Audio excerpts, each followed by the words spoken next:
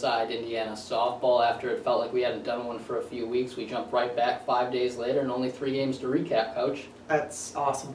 So we're going to recap the Iowa series, look ahead to tomorrow's makeshift doubleheader against Valparaiso, and then look ahead to Nebraska over the weekend. But, Coach, it was a little bit of a fluky weekend in that you guys allow 1 run on Friday, which is a leadoff home run. You dominate on Saturday, and then kind of a crazy finish to Sunday. What did you take away from the weekend?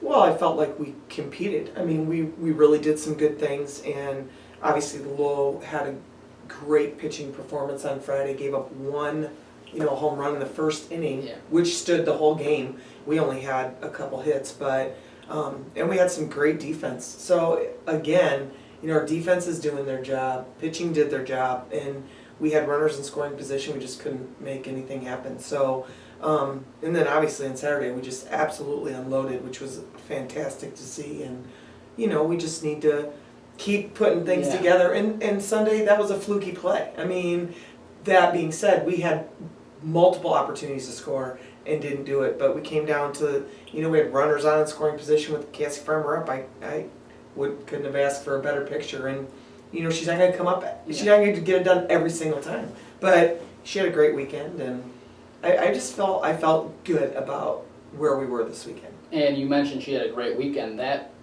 play on Sunday that we were talking about, if people aren't aware of what happened, she makes a great play at second base to cut the lead runner down with the bases loaded, and then Kelsey gets the ball and decides to throw it down to first base on a bang-bang play. Her throw ends up tailing down the first baseline, and the run ends up scoring from second base. A good throw, it's a double play, we're out of the inning. Yeah. So, you can look at it, it sailed on her, but that being said, it was the right play, and I'd want her to do it again if she had the opportunity, but it was just unfortunate. It was just one of those unfortunate things, but I thought we played well. And, it's hard to walk away from that and have a loss, but in the same token, we're competing right now. There's a difference. And it wasn't like we went out and beat ourselves and didn't, do the things we needed to do. We gave up runs, we came back and got them back. I mean, they were in it. We just needed a couple more innings, I think. Yeah. But that being said, Kelsey makes that throw 9 times out of 10. That just happens to be that one tough luck instance. But you faced Kayla Massey on Friday, and she has a very good start, 9 strikeouts. She walks only 1, allows a few hits.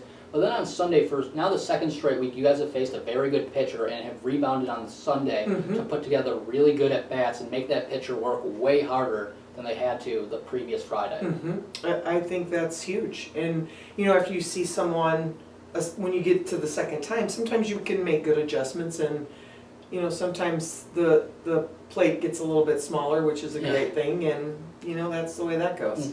And it was Kristen Wood against Northwestern, and then Massey, 2 very good pitchers in the Big Ten Conference. You mentioned the strike zone got a little bit smaller on Sunday, which certainly helped your team. But going to another player who's inserted into the lineup with Aaron Lehman going down and with the injuries, Natalie Lalich, who's been playing in right field.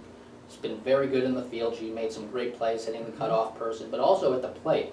So you insert her into the lineup. She bats in the 5-hole predominantly. And she's giving you guys a big spark. Yeah, she's come through. I mean, she really, I think, has been pretty consistent. Natalie was coming off an injury this year, so she's kind of been in and out of the lineup a little bit. But I think in the last couple weeks, obviously she's hitting well, and so we need her in there in that spot she needs to start driving in some runs, and it'll happen. Yeah. And we talked about her being inserted in the lineup, kind of that next man up approach, which has really helped this team over the course of the season. Different girls have stepped into the lineup. Absolutely. And I also was just talking about those adjustments so that players have made from Friday to Sunday. As a coach, that has to be something that you look at and say, we are making the right steps necessary to start competing in every game. Absolutely. And I don't feel like we have not competed in about a 3-week span. Outside of the first Northwestern game, I really believe we have absolutely battled in every single game we've played.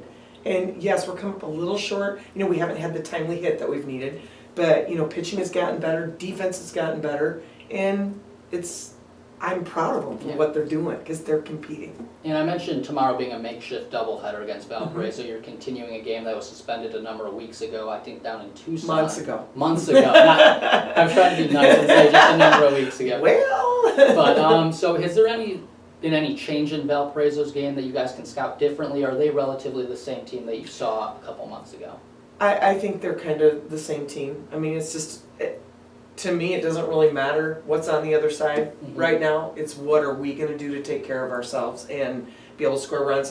You know, going into the first game, we're up in the 5th inning, so that was gonna help our day start off. Exactly. I hope well, but, you know, and then we just have to come out and compete. We faced them again in Boise after our one rain out in Arizona, so we beat them that game, and, you know, we gotta come out and play.